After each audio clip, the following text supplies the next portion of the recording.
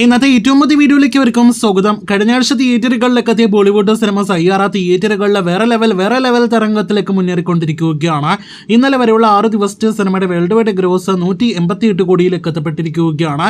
ഇന്ത്യയിലെ സിനിമയുടെ net collection മാത്രം 131 കോടിയും പിന്നിട്ടിരിക്കുകയാണ്.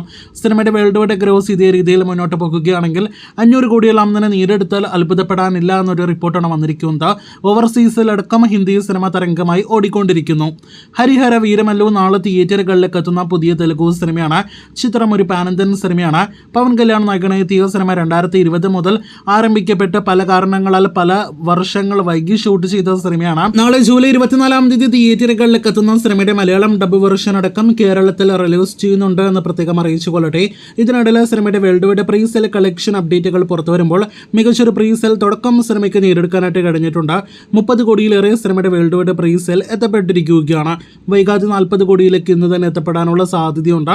എന്തായാലും നാളെ വരാനിരിക്കുന്ന ഹരിഹര വീരമല്ലു സിനിമയുടെ അഭിപ്രായങ്ങൾ കേട്ട് ഒപ്പം തന്നെ തുടർന്നുള്ള ബോക്സ് ഓഫീസ് റിപ്പോർട്ടുകൾ കേട്ട് പ്രേക്ഷകർ കാത്തിരിക്കൂ. ഇപ്പോൾ തിയേറ്ററുകളിൽ ഓടിക്കൊണ്ടിരിക്കുകയാണല്ലോ സുരേഷ് ഗോപി നായകനെത്തിയ JSK Janaki V versus state of Kerala സിനിമയുടെ 7ാം ദിവസമാണ് ഇന്ന് തിയേറ്ററുകളിൽ. ഇന്നലെ 6ാം ദിവസവും 34 ലക്ഷം കേരള ഗ്രോസ് നേടിയെടുത്ത സിനിമ ഇന്നലെ വരെ കേരളത്തിൽ 4 കോടി 51 ലക്ഷം കേരള ഗ്രോസ് നേടിയെടുത്തിരിക്കുകയാണ്.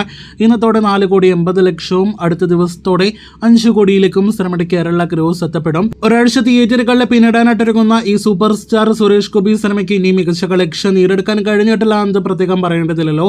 കാത്തിരിക്കൂ JSKയുടെ ഫൈനൽ വരെയുള്ള കളക്ഷനായിട്ട്.